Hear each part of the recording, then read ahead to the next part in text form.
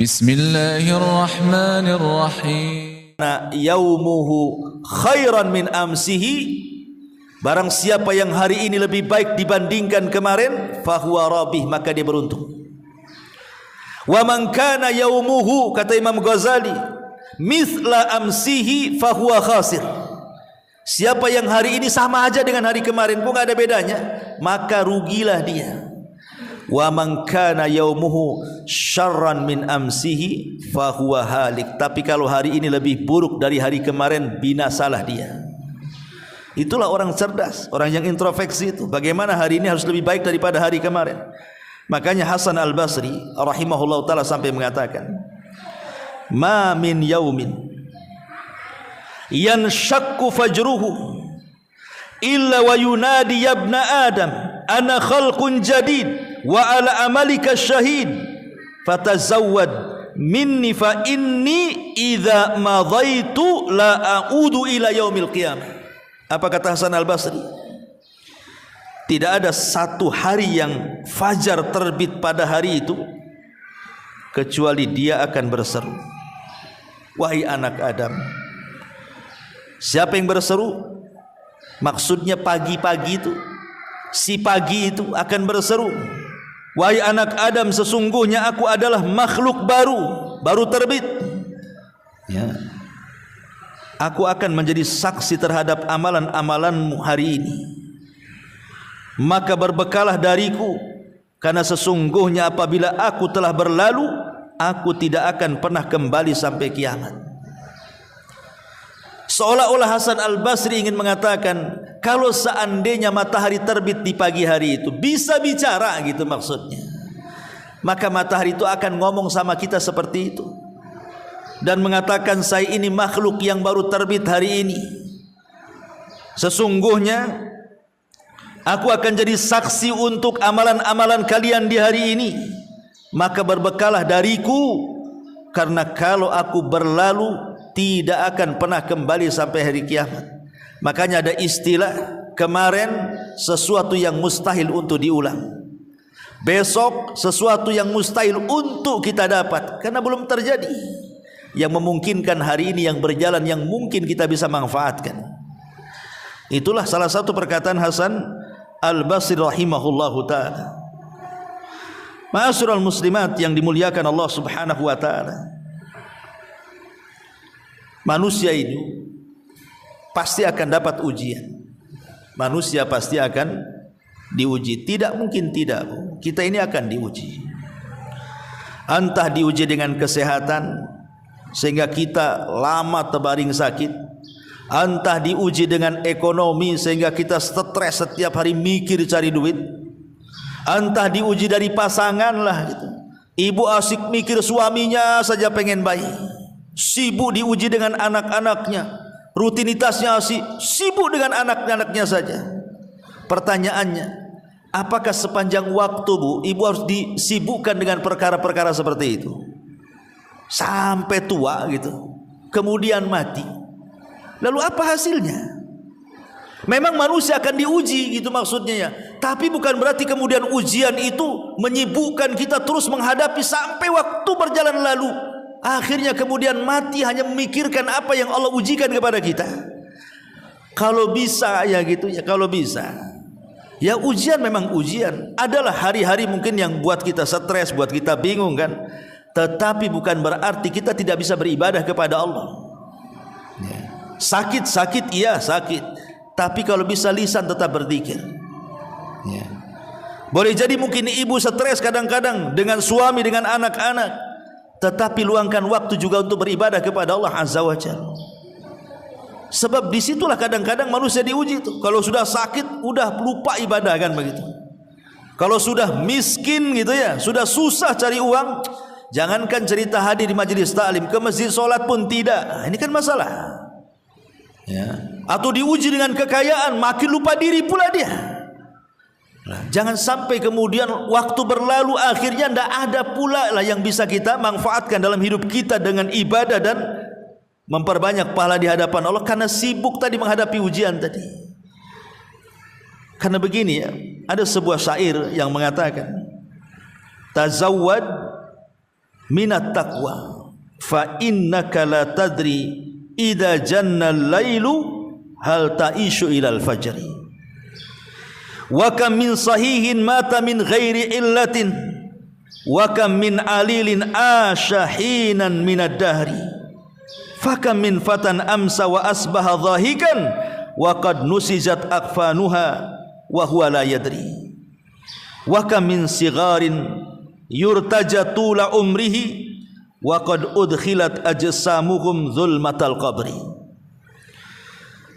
Seorang penyair mengatakan, ada mengatakan di perkataan Imam Syafi'i rahimahullahu taala, berbekalah ketakwaan karena sesungguhnya engkau tidak tahu jika malam telah tiba apakah engkau masih bisa hidup hingga di pagi hari. Kita tidak tahu kalau sudah tidur, Bu, apa ibu bisa bangun lagi? Tidak ada yang tahu. Betapa banyak orang-orang yang sehat kemudian meninggal tanpa didahului sakit, dan betapa banyak orang-orang sakit yang masih bisa hidup beberapa tahun lamanya. Berapa banyak pemuda yang tertawa di pagi hari dan petang harinya, padahal kain kafan mereka sedang ditenun dalam keadaan mereka tidak sadar. Berapa banyak anak-anak yang diharapkan panjang umurnya, padahal tubuh mereka telah dimasukkan ke dalam gelap gulitannya kuburan. Dari sini kita tahu bahwa, karena kan kita tidak tahu nih kematian di kapan, dan usia ini terus berjalan kan gitu ya. Maka orang yang cerdas itu kan harus mempersiapkan bekal sebelum kematian. Man dana nafsa wa amila lima ba'dal maut, kan itu. Makanya kenapa kemudian Nabi SAW ingin katakan sebaik-baik manusia man tala umruhu wa hasuna amaluhu, orang yang panjang umurnya tetapi baik pula lah dia amalannya. Ma'asyiral muslimat yang dimuliakan Allah Subhanahu wa taala, di dalam sebuah hadis atau di dalam Al-Qur'anul Karim, Allah juga mengingatkan dalam surah Al-Munafikun ayat 9, ya ayyuhalladzina amanu la tulhikum amwalukum wala auladukum an dzikrillahi wa man yaf'al dzalika faulaika humul khasirun. Wahai orang-orang yang beriman, janganlah melalaikan kalian harta-harta kalian, jangan pula melalaikan anak-anak kalian dari apa? Dari mengingat Allah. Karena barang siapa yang kemudian melakukan itu, maka termasuk orang-orang yang rugi. Di sini Allah ingatkan lagi soal umur. Jangan umur kita ini disibukkan dengan harta, lupa akhirat gitu ya. Disibukkan dengan anak-anak, lupa akhirat. Karena kalau itu yang kita mau, kita habiskan umur kita hanya untuk cari duit saja, cari harta saja, dan sibuk hanya mikir anak jadi apa gitu ya, rugi dia. Ya. Makanya kenapa para ulama kalau bisa sibukkan kehidupan kita ini dengan 4 perkara. 1, perbanyak zikir kepada Allah Azza wa Jalla. Kemudian yang kedua, carilah amalan-amalan yang amalan itu bisa mengalir setelah kematian kita. Sebagaimana Nabi SAW mengatakan umpamanya, sab'un yajri lil abdi ajruhunna. Ada 7 perkara kalau seorang hamba mengamalkannya, pahalanya mengalir sampai kematiannya. Kemudian Nabi SAW mengatakan, di antara 7 perkara itu ilmu yang diajarkan. Kemudian man 'allama ilman, siapa yang mempelajari ilmu kemudian disebarkan, au ajra nahran, ataupun bersedekah air, au hafara bi'ran, ataupun menggali sumur, au gharasa nakhlan, atau menanam pohon pokok kurma dan kemudian setelah berbuah disedekahkan, au bana masjidan, ataupun membangun masjid, au warrasa mushafan, ataupun membeli mushaf dan diwakafkan, au taraka, ataupun di sini au taraka waladan yastaghfiru lahu ba'da mautihi, ataupun meninggalkan anak yang kelak akan memintakan ampun untuk orang tua setelah kematiannya. Jadi orang yang cerdas itu supaya umurnya tidak sia-sia, maka carilah amalan-amalan itu Bu yang sangat manfaat untuk kehidupan kita setelah kematian. Ya semua amal itu bermanfaat, tapi seorang muslim kan harus memilah-milih gitu ya, supaya amalannya itu langgeng sampai kematian dia, sehingga pahalanya terus mengalir menjadi amal jariyah. Ya. Ma'asyiral muslimat yang dimuliakan Allah Subhanahu wa taala. Ya. Ini yang kedua. Yang ketiga, mudawamatu ala al-amali saleh. Senantiasa istiqomah untuk beramal saleh. Istiqomah beramal saleh itu artinya tidak apa-apa Bu, amalan itu sedikit, tapi yang penting terus-terusan. Karena Allah itu tidak akan bosan dengan amalan kita, kita yang akan bosan untuk beramal. Kalau kita kemudian memborong semua amalan kita, itu tidak akan langgeng itu ibadah kita itu, karena lama-lama bosan. Makanya sedikit-sedikit tetapi tidak membosankan, yang penting terus-terusan, itu jauh lebih baik. Kata Rasul, khairul a'mal adwamuha wa in qalla. Sebaik-baik amal itu sedikit tapi terus-terusan. Ya, sedekah, ya mungkin sedekah tak banyak ya, 100-200 ribu, banyak loh Ustaz itu ya, 10-20 ribu, oh masih banyak, ya udahlah 1.000-2.000 lah kan gitu. Yang penting kan terus-terusan tuh ya, tidak terputus sedekahnya.